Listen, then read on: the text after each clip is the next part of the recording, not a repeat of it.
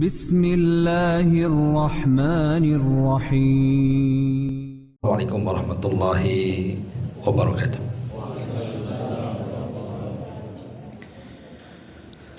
Alhamdulillah, wassalatu wassalamu ala rasulillah wa ala alihi wa sahbihi wa mawalah wa la hawla wa la quwata illa billahi wa ba'du.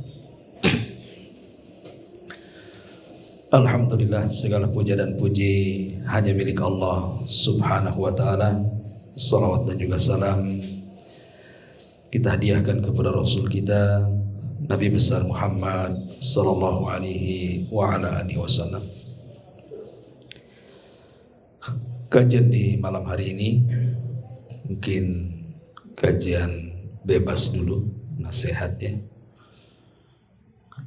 karena ini habis safar jadi masih lemas juga badan. Taib, ada sebuah hadis yang dikeluarkan oleh Imam Abi Dawud dari sahabat Anas ibn Malik radhiyallahu an. Kata Nabi sallallahu alaihi wasallam, "Ya'ti 'alaikum zaman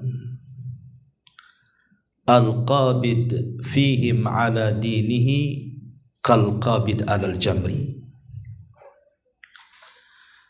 Kata Nabi sallallahu alaihi wasallam, akan datang zamannya kepada kalian orang yang memegang teguh agamanya seperti memegang bara api. Hadis ini tentu bagian daripada alamatun nubuwah, tanda dari tanda-tanda kenabian. Artinya bahwa hadis ini tersirat pesan kepada kita sebagai umat akhir zaman, bahwa siapapun di akhir zaman yang berpegang dengan agama dengan sebetul-betulnya memegang agama, maka dia akan merasakan seperti sabda Nabi sallallahu alaihi wasallam, yakni dia akan memegang seperti bara api. Kalau kita lihat secara hakikat bara api itu, tidak ada manusia yang sanggup memegangnya. Siapa yang bisa memegang bara api? Antum ambil kayu kemudian bakar. Ketika merah-merahnya itu, arang itu, antum pegang, kira-kira bisa tidak? Mustahil. Karena sifat bara api itu pasti panas. Sifat bara api itu pasti akan sakit dan mungkin juga melepuh tangan kita kalau memegang bara api itu. Tapi tentu maksudnya di sini bahwa nanti umat di akhir zaman itu agama mereka akan digoyang. Ada di antara mereka sampai melepas agamanya, betul-betul dia lepas agamanya. Tapi ada juga yang kemudian mulai malas untuk memegang agamanya, karena tadi kalau dia memegang agamanya maka akan berbagai macam musibah, bala, ujian datang kepadanya sehingga dia makin lemah untuk memegang agamanya. Ma'asyiral muslimin yang dimuliakan Allah Azza wa Jalla, kita lihat di zaman Nabi sallallahu alaihi wasallam, saat Nabi sallallahu alaihi wasallam periode Mekah, 13 tahun Nabi sallallahu alaihi wasallam berdakwah di kota Mekah, menyampaikan kalimatul la ilaha illallah, tauhid. Ketika Nabi sallallahu alaihi wasallam menyampaikan kalimat tauhid, maka Islam yang dibawa Rasul, agama tauhid itu dianggap asing kan? Bahkan mereka mengatakan, aja'alal alihata ilahan wahid, inna hadza la syai'un ujab. Apakah engkau akan membawa satu Tuhan saja wahai Muhammad, dan kami harus membuang banyak Tuhan seperti Lata, Uzza, Manat, Khubal dan yang lainnya? Tentu ini agama yang aneh. Artinya bahwa permulaan Islam yang didakwahkan Rasul itu dianggap aneh. Dan Nabi SAW mengisyaratkan bahwa keanehan Islam atau keasingan Islam itu akan terjadi di akhir zaman. Makanya Nabi mengatakan, bada'al Islam ghariba wa sayaudu ghariba kama bada'a fatuba lil ghuraba. Kemunculan Islam di permulaan itu asing dan akan kembali asing. Tapi beruntunglah orang-orang yang dianggap asing, kata Rasul. Kita lihat bahwa perjalanan dakwah Nabi SAW di permulaan dakwahnya dan juga para sahabat Nabi SAW yang ikut memeluk agama yang hak kepada Nabi SAW, maka persis yang disabdakan Nabi SAW tadi, kal qabid alal jamri, seperti memegang bara api. Sebut saja Suhaib Ar-Rumi, Suhaib Ar-Rumi atau Suhaib ibn Sinan Ar-Rumi radhiyallahu anhu. Ketika dia memeluk Islam, maka dia disiksa habis-habisan oleh orang-orang kafir Quraisy sehingga dipukul depan dan belakangnya sampai hilang ingatan. Suhaib ini hilang ingatan gara-gara hanya memeluk Islam. Diberikan tekanan orang-orang Quraisy supaya menjadi pelajaran bagi yang lainnya, siapa yang memeluk agama Muhammad maka nasibnya sama dengan Suhaib Ar-Rumi. Artinya bahwa lihat tantangan dakwah kala itu. Seorang sahabat Nabi SAW, Suhaib Ar-Rumi, hanya mempertahankan keimanan tapi dipukul sampai hilang ingatan. Walaupun kemudian dengan berjalannya waktu Allah kembalikan ingatan Suhaib Ar-Rumi ini. Tapi lihat bagaimana kondisi saat itu orang yang memeluk Islam. Kemudian juga contoh yang lainnya, Utsman ibn Affan radhiyallahu an. Di permulaan dia masuk Islam, keluarganya tidak terima. Bahkan salah satu paman Utsman ibn Affan ini sampai kemudian mengikat Utsman ibn Affan dengan tikar yang terbuat dari anyaman pelepah kurma, semacam dibungkus kemudian diikat. Kemudian kakinya diikat di atas pohon, kemudian kepalanya di bawah kayak digantung. Kemudian pamannya membakar kayu bakar, bukan untuk membakar Utsman, tidak, tetapi pembakaran itu dekat dengan Utsman digantung. Jadi apabila apinya kemudian padam, apa yang terjadi? Keluar asap. Asap itulah yang sengaja kemudian terhempas angin dan terkena wajah Utsman ibn Affan radhiyallahu anhu. Anda bisa bayangkan kalau ada orang di depan perapian kemudian ada angin dan asapnya mengarah ke kita, pengap kita dibuatnya, tidak bisa bernafas, boleh jadi sakit mata, sakit hidung dan begitu seterusnya. Lah Utsman itu berjam-jam diberikan asap seperti itu. Kita bisa bayangkan betapa tersiksanya Utsman kala itu. Tetapi Utsman ibn Affan tidak bergeming dari keimanannya sampai akhirnya kemudian dilepaskan oleh pamannya. Makanya kemudian Utsman pun berinisiatif untuk hijrah dari Mekah, bahkan memimpin hijrah pertama ke Habasyah karena sudah tidak tahan berada di Mekah. Itu contoh bagaimana Islam ditekan di masa itu. Atau contoh yang lainnya, Mus'ab ibn Umair radhiyallahu an. Mus'ab ibn Umair ini kalau boleh dikata idolanya anak-anak muda hari ini. Selain daripada Mus'ab ini orangnya tampan, begitu digambarkan, kemudian kulitnya terawat, kemudian pakaiannya megah-megah, kemudian orang tuanya bangsawan, apa yang diinginkan dia semua dipenuhi oleh orang tuanya. Dari kendaraan, pakaian, wewangian, bahkan gadis-gadis di zaman itu mereka sangat berharap ingin menikah dengan Mus'ab ibn Umair, saking tampannya. Tapi Mus'ab ibn Umair dia orang cerdas. Kemudian belakangan dia masuk Islam, bersahadat di hadapan Nabi SAW. Ngamuk keluarganya. Akhirnya kemudian orang tuanya membuat jeruji penjara dalam rumahnya. Kemudian Mus'ab pun dipenjara dan tidak boleh keluar. Sampai beberapa waktu lama.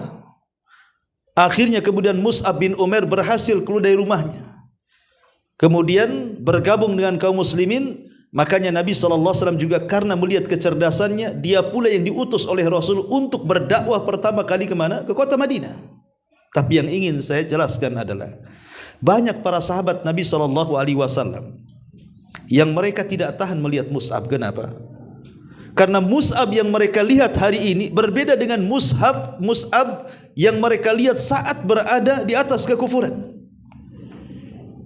di mana semua hajatnya dibutuhkan, semua dikasih orang tuanya. Tapi sekarang Mus'ab bukan lagi orang kaya, bahkan kulitnya sudah tidak seindah dulu, sampai dijelaskan dalam sejarah itu sampai keluar sisik seperti sisik ikan, karena sudah tidak terawat lagi. Sehingga banyak para sahabat yang tidak sanggup memandang Mus'ab kecuali dengan menunduk dan menangis. Begitulah tekanan supaya Mus'ab kembali kepada kekufuran, tapi dia memiliki agama yang kokoh dan kuat sehingga dia tidak bergeming dengan sebuah kekayaan. Ini sederetan orang-orang merdeka.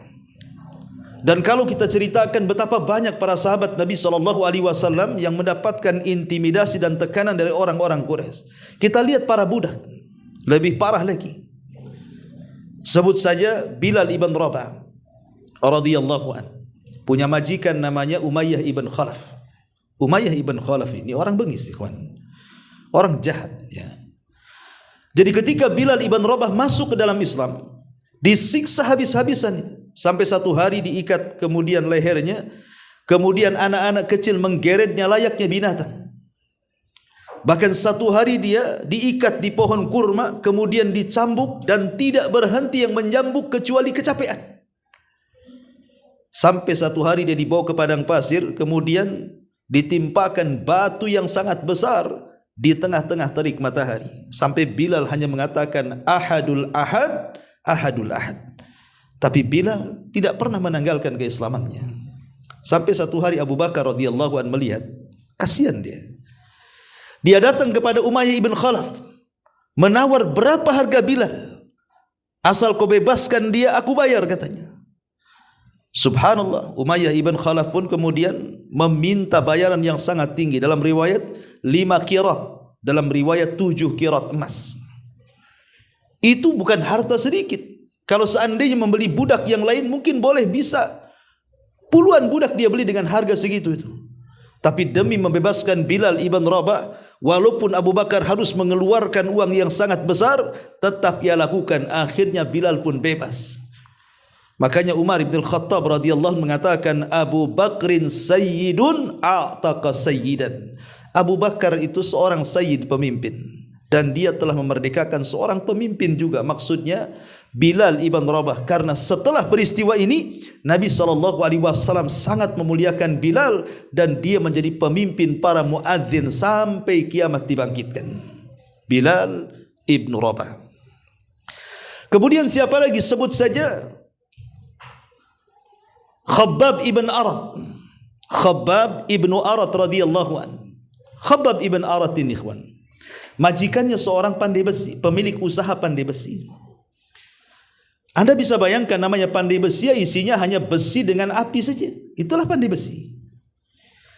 Jadi Khabbab ibn Arat ini ketika mendengar bahwa dia masuk Islam, majikannya marah. Sehingga dipaksa Khabbab ibn Arat ini murtad, tapi Khabbab tidak mau. Sampai kemudian majikannya kalau sudah marah, dia ambil besi dimasukkan ke dalam api sampai merah, kemudian disundutkan ke badannya. Subhanallah. Sampai sejarah menjelaskan tidak ada satu pun tempat di badan Khabbab ibn Arat ini kecuali ada sundutan besi panas di situ. Itu Khabbab ibn Arat radhiyallahu anhu. Sampai di zaman Umar ibn Khattab radhiyallahu anhu, Umar ini mengenang bagaimana kebengisan orang-orang Quraisy terhadap para sahabat Rasul. Di tengah-tengah mereka ada Khabbab ibn Arat. Kemudian Khabbab pun membuka pakaiannya.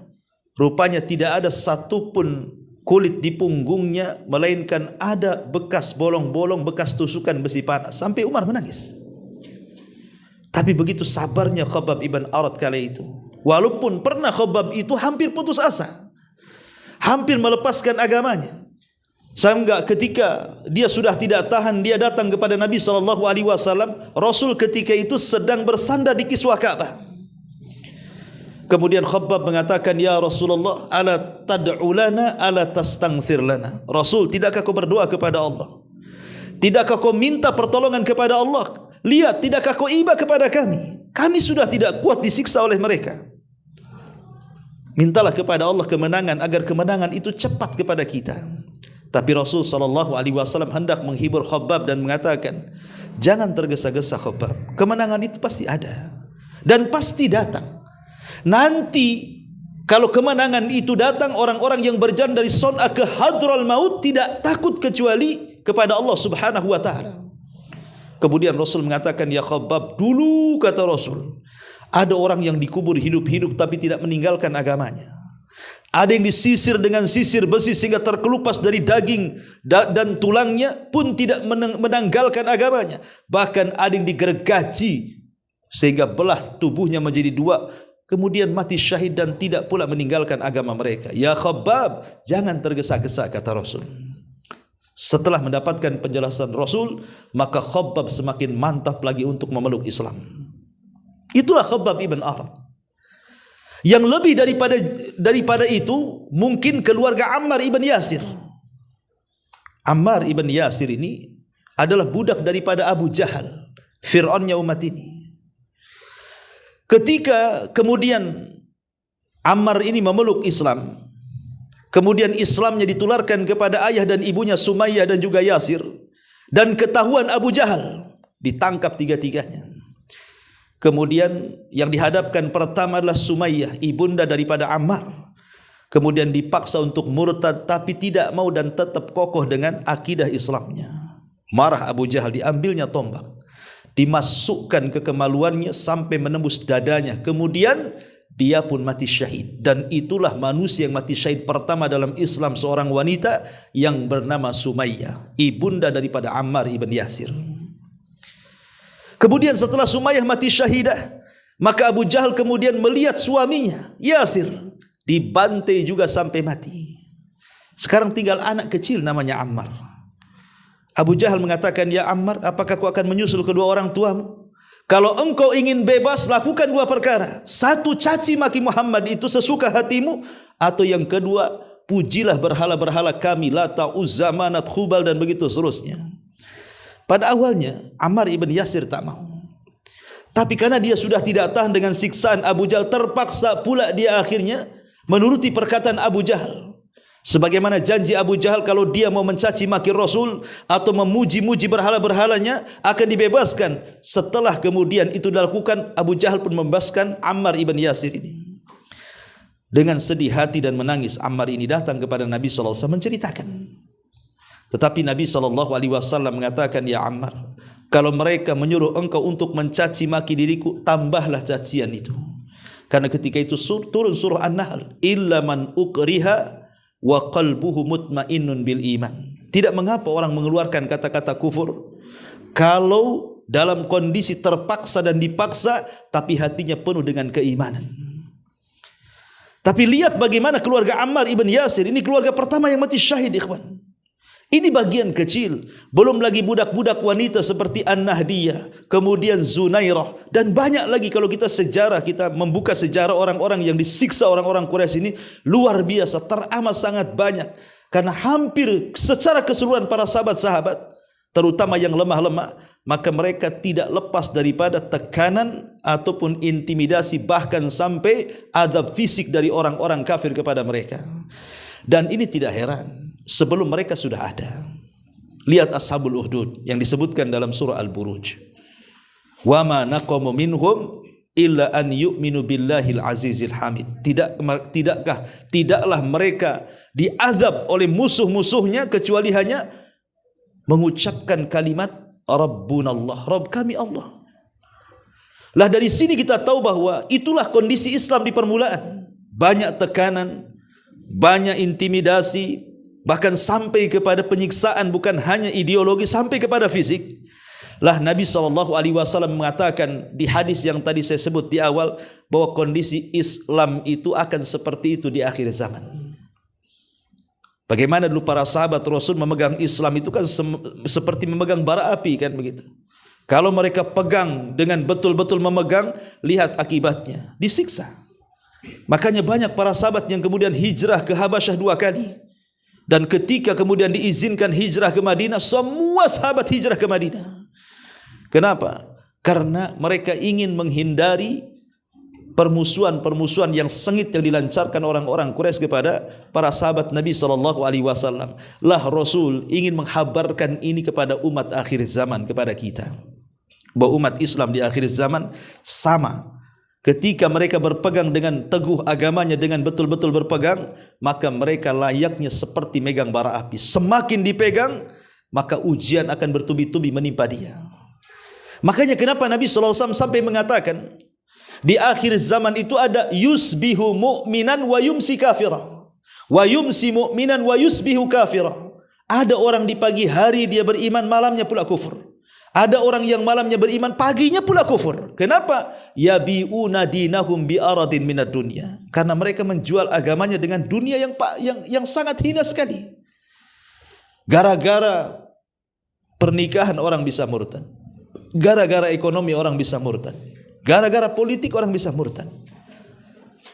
Jadi sekarang ini kalau kita lihat bahwa begitu rapuhnya umat Islam di akhir zaman itu, kenapa? Karena tadi Nabi SAW menghabarkan banyak kabar kepada kita bahwa umat Islam semakin jauh dari Nabi SAW itu bukan semakin kuat, tapi semakin lemah. Satu hadis Nabi SAW yang dikeluarkan Imam Tirmidzi dari sahabat Thauban kalau tidak salah, Maulan Nabi SAW. Kata Nabi SAW, yushiku an tada'a alaikum kama tatada'a al-akalatu ila qas'atiha. Hampir-hampir kalian dikepung oleh musuh-musuh kalian seperti orang lapar yang mengerubungi satu nampan yang penuh dengan makanan. Sahabat bertanya kepada Nabi SAW, ya Rasulullah, amin killatin nahnu yawma idin. Rasul, apakah memang jumlah kami sedikit kala itu sehingga musuh-musuh kita mengepung kita dari berbagai macam arah? Kata Nabi SAW, bal antum yawma idzin kathirun. Bahkan kalian pada hari itu mayoritas, bukan minoritas. Tapi kenapa kemudian yang mayoritas dikepung pula oleh orang-orang yang minoritas? Harusnya secara logika yang mayoritas itulah yang mengepung minoritas. Tapi di akhir zaman terbalik. Justru yang mayoritas dikepung minoritas. Kemudian Nabi SAW menggambarkan bagaimana bisa terjadi? Karena kondisi kalian, kata Rasul, kagutha isail, seperti buih yang ada di lautan. Lihat buih itu, walaupun banyak, tidak ada gunanya. Ya. Kemudian Nabi SAW menjelaskan lagi, kata Nabi SAW, wala yanzi'anna fi qulubi aduwikumul mahabata minkum. Allah akan cabut perasaan takut musuh-musuh kalian kepada kalian. Allah akan cabut perasaan takut musuh-musuh kalian kepada kalian. Wala yakdhifannallah fi sudurikumul wahnu. Tetapi Allah akan tanamkan pada hati-hati kalian penyakit al-wahnu. Wahn itu bahasa Arab, bahasa kitanya lemah, kelemahan. Kenapa bisa lemah? Kemudian Rasul memberikan alasan, karena kalian hubbud dunya wa karahiyatul maut. Terlampau cinta dengan dunia yang berakibat dengan takut akan kematian. Disitulah kelemahan kalian. Lemah dengan dua perkara ini menjadi lemah agama kalian. Iman kalian lemah, kata Rasul. Dulu ikhwan, dulu di zaman Nabi SAW, kenapa Islam selalu menang dalam setiap peperangan? Karena di mata para sahabat Nabi SAW, ketika mereka sudah keluar berjihad, kalau bisa mereka tidak pulang lagi, alias mati syahid. Itulah kunci kemenangan yang dikatakan Khalid ibn Walid ketika berdialog dengan orang-orang Romawi. Apa kata Khalid? Nahnu qaumun nuhibbul mauta kama tuhibbul haya. Kami ini sebuah kaum yang cinta dengan kematian sebagaimana kalian cinta dengan kehidupan. Kalau ada sebuah pasukan, niat mereka ingin mati dan tidak ingin hidup, niat mereka ingin masuk ke dalam jihad dan tidak ingin kembali, siapa yang akan melawan orang-orang yang siap mati? Tidak ada yang bisa melawan. Orang ini siap mati semua. Sementara orang-orang kafir itu tidak siap dengan kematian. Mereka ingin hidup. Makanya dalam setiap peperangan di zaman itu hampir tidak terkalahkan. Tidak terkalahkan kaum muslimin apabila perang. Kenapa? Karena jiwa raga mereka sudah diserahkan kepada Allah. Mereka sudah cinta dengan syahid dan kematian. Karena di saat itu kecintaan dunia tidak ada, yang ada kecintaan kepada akhirat. Dan takut mati tidak ada, yang ada ingin mati. Ketika hati mereka terpaut dengan akhirat, sehingga mereka ingin mati syahid dan ingin cepat kembali menghadap Allah Subhanahu wa taala, itulah modal yang paling besar kemenangan Islam di zaman itu. Makanya kemudian Islam itu tidak pernah lemah di zaman itu, kuat. Kenapa? Karena dua perkara ini tidak ada, cinta dunia dan takut mati. Tapi Nabi SAW mengatakan umat di akhir zaman akan berhadapan dengan musuh yang sudah tidak punya rasa takut dengan kalian. Jadi musuh-musuh Islam itu sudah enggak takut dengan umat Islam lagi. Kenapa? Karena umat Islam sudah tidak seperti umat Islam dahulu, yang mereka ingin berhubungan dengan Allah, ingin mati kalau bisa perang enggak kembali. Sekarang tidak ada lagi. Yang ada hanya kelemahan, dicintakan dengan dunia dan takut kematian. Makanya musuh-musuh itu akan mudah mengepung kalian dari berbagai macam arah. Itulah nasib Islam di akhir zaman, kata Rasul. Walaupun mereka banyak, tetapi kondisi mereka seperti buih, tidak berguna. Ma'asyiral muslimin yang dimuliakan Allah Subhanahu wa taala. Kalau sebut saja hubbud dunia, cinta dunia, yang terbayang pada kita kalau sudah cerita dunia apa? Harta. Apalagi kalau kita cerita dunia, pasti yang terbayang pertama adalah harta. Pengen punya rumah bagus, pengen punya kendaraan mewah, pengen punya tanah luas, pengen punya uang banyak, pengen punya usaha yang maju. Itulah dunia. Ya. Sebenarnya dunia itu tidak dilarang untuk mengambilnya.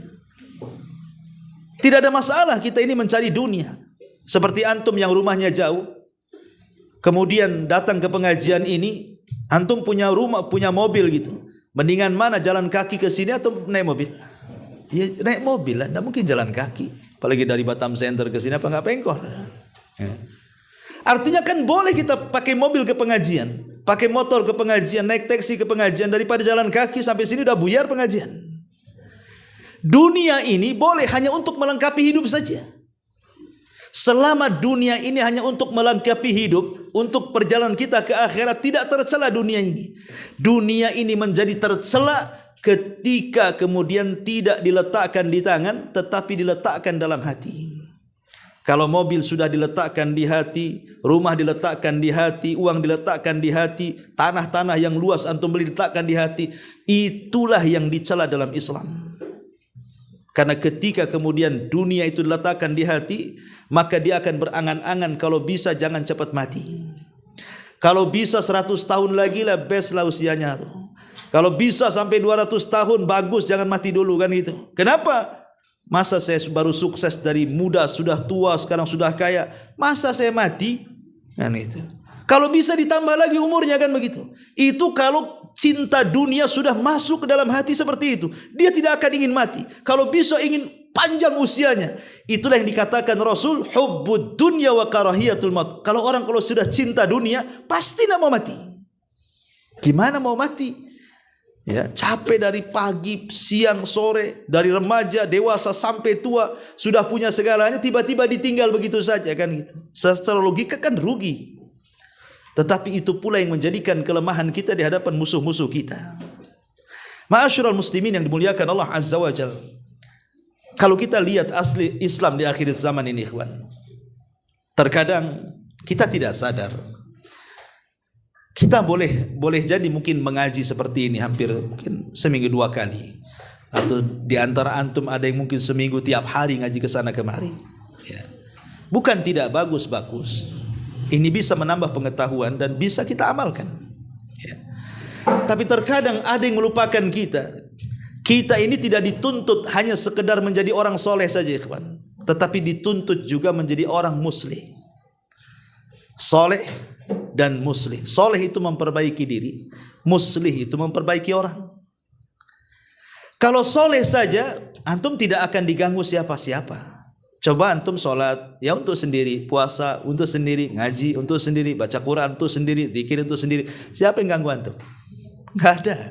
Antum nggak akan diganggu. Coba aja. Tapi kalau antum sudah mulai muslih, menasihati orang, tetangga tak sholat antum tegur, kenapa kau tak sholat? Tetangga mabuk antum tegur. Ketika tetangga menyelisih sunnah, antum tegur. Ketika tetangga melakukan kesyirikan, antum nasihati. Di situ muncul permusuhan. Kalau kita sholat dalam rumah, puasa dalam rumah sendirian, nggak ada yang ganggu. Tapi ketika kita sudah menjadi muslih, berusaha memperbaiki orang, disinilah gangguan-gangguan akan terjadi. Disitulah perlu kesabaran, seperti kita memegang bara api. Tapi kita harus lakukan. Tidak mungkin ada kemungkaran depan mata kita diamkan. Pasti kita ingkari lah kan gitu. Masalahnya ikhwatu fiddin, muliakan Allah Azza wa Jalla. Musuh-musuh Islam ini teramat sangat kuat, terutama di zaman akhir seperti ini. Karena hampir semua bidang yang harusnya umat Islam miliki sudah diambil sepenuhnya oleh musuh-musuh kita. Apa itu? Kalau boleh 3 atau 4 bidang coba. Pertama, perpolitikan, atau disebut dalam bahasa Arabnya as-siyasah. Kemudian yang kedua, ekonomi, atau dalam bahasa Arab disebut al-iqtisadiyah. Kemudian yang ketiga, budaya. Ya. Kemudian yang keempat, dunia kemiliteran. Ini 4 perkara ini kalau sudah dipegang oleh musuh, habis kita. Kita rinci sedikit. Pertama, perpolitikan. Sekarang dunia Islam, negara Islam atau negara yang mayoritas Islam, acuan politiknya kemana? Apakah ke Islam atau ke Barat? Ke Barat. Sistem pemilihan kepemimpinan di negara-negara Islam, mau tidak mau sekarang harus mengikut ke Barat kan? Karena sudah menggunakan sistem demokrasi kan? Ya. Dan mereka menganggap itu sistem yang paling baik. Padahal tidak ada yang lebih baik melebihi hukum Allah Subhanahu wa taala. Tapi sistem itu sudah berlaku di negara kita, bahkan di negara manapun. Seolah-olah sistem Barat lebih baik dibandingkan sistem Islam. Ya. Yang kedua, al-iqtisadiyah, ekonomi. Siapa yang pegang ekonomi sekarang? Umat Islam? Tidak juga. Padahal siapapun yang memegang ekonomi, dia bisa menentukan harga. Kalau orang megang ekonomi, dia bisa menentukan harga, artinya bisa mengatur pasar. Kalau sebuah negara kuat ekonominya, dia bisa mengatur negara-negara lemah kan? Dengan memberikan bantuan, memberikan macam-macam, dengan syarat mereka harus tunduk dan patuh kepada negara yang membantunya. Dan itu sudah terjadi. Ketika ekonomi kita lemah, dicengkram ekonomi yang kuat dari orang-orang kafir, maka kita seperti apa? Ya aturan-aturan main ikut mereka masalahnya. Kemudian budaya dibesar-besarkan, walaupun budaya itu jelas ada unsur kesyirikannya, ada unsur maksiatnya, dibiarkan. Harusnya itu kan ditata dengan rapi. Mana budaya-budaya yang sesuai dengan Islam, mana budaya-budaya yang tidak sesuai dengan Islam, harusnya kan dipilah-pilah tuh. Tapi tidak diangkat tinggi-tinggi. Walaupun dalam budaya itu ada kesyirikan, ada bid'ah, ada maksiat dan macam-macam. Kemudian dunia kemiliteran. Dulu Barat itu di masa kegelapan, mereka belajar kepada umat Islam yang ada di Andalusia.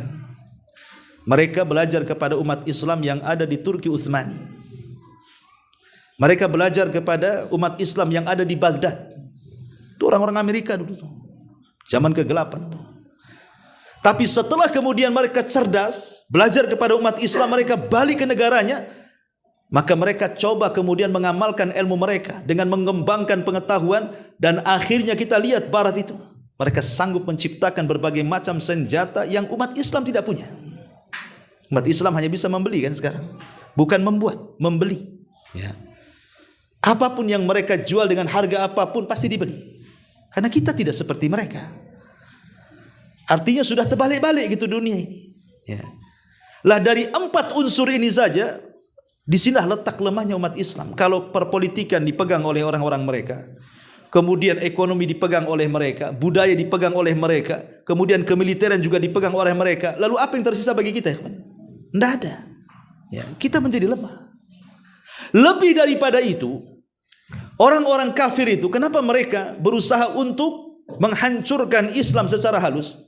Tadi saya katakan, kalau mau perang dengan umat Islam, boleh jadi mereka akan menemukan umat Islam itu umat yang berani mati, yang kalau dia tidak ingin kembali, dan itu sukar untuk dilawan. sehingga mereka kemudian menghancurkan Islam secara halus dengan cara apa? Satu, ifsadul akhlak. Bagaimana merusak akhlak?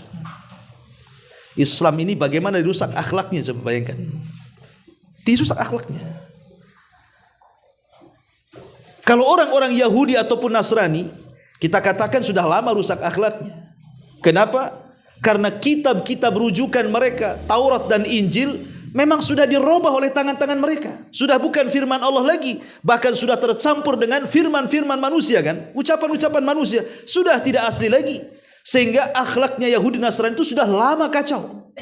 Karena kitab rujukannya pun sudah tidak asli lagi. Sudah tidak lagi, keotentikannya sudah nggak ada gitu ya. Tapi umat Islam ini, Al-Quran masih tetap dijaga oleh Allah Subhanahu wa ta'ala sebagaimana turunnya sampai hari ini, tidak ada perubahan, sehingga masih bisa dijadikan acuan. Sehingga kemudian orang-orang di luar daripada Islam itu berusaha apa? Menjauhkan umat Islam dari Islam, walaupun mereka tidak meninggalkan Islam. Tujuan mereka itu, sebagian mereka tidak apa-apa, umat Islam tidak harus jadi Yahudi, tidak harus jadi Nasrani, tidak harus jadi agama-agama yang lain. Tidak perlu, biarkan mereka di atas keislamannya, tapi rusak akhlaknya. Dirusak mulai akhlaknya. Ya, Islam gitu ya, tapi mabok gitu ya. Islam banyak duitnya tapi tak zakat. Islam banyak duitnya, dia maulah jalan ke sana sini ke negeri-negeri mana, tapi tak mau pula naik haji dia. Ya.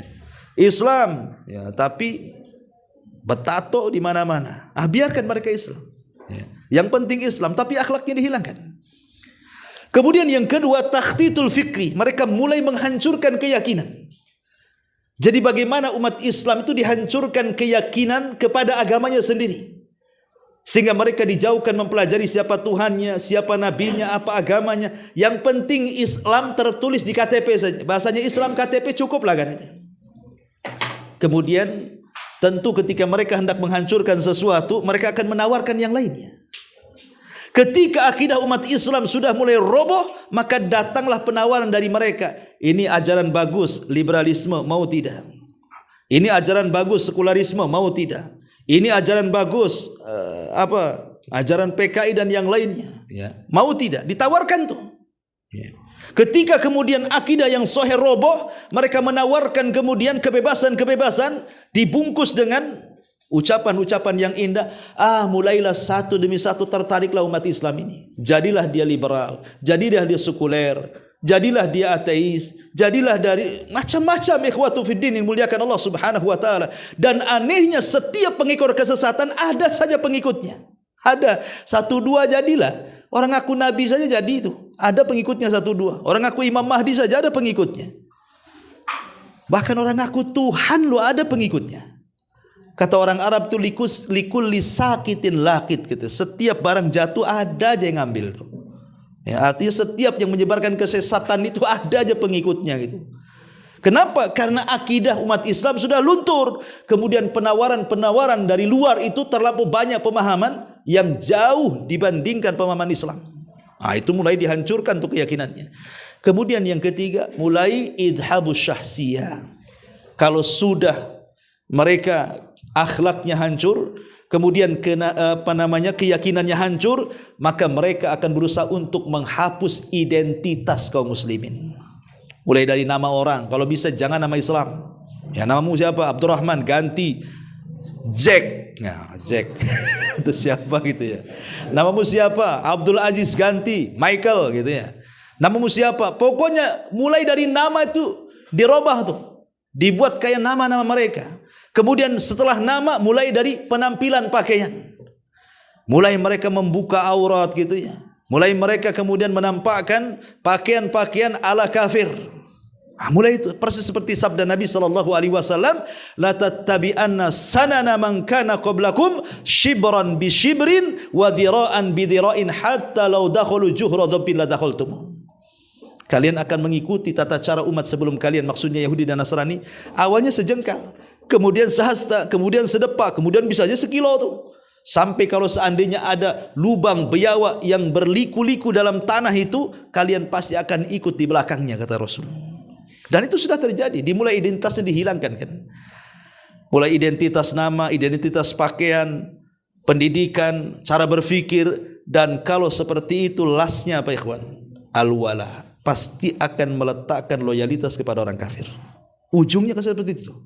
Kalau sudah akhlaknya rusak, keyakinannya rusak, identitas Islam hilang, maka yang tersisa apa? Al-wala bil kuffar. Pasti akan menanamkan loyalitas kepada orang kafir. Kalau sudah begitu hancur Islam. Ya. Lah inilah kondisi-kondisi di akhir zaman seperti ini, kawan. Yang disabdakan Nabi SAW. Kalau kita tidak sabar, terus mempelajari agama yang benar sesuai dengan Al-Quran dan Sunnah, ala fahmi salaful ummah ini, maka kita akan habis tergerus. Maka tanamkan kepada anak-anak kita ini akidah yang benar.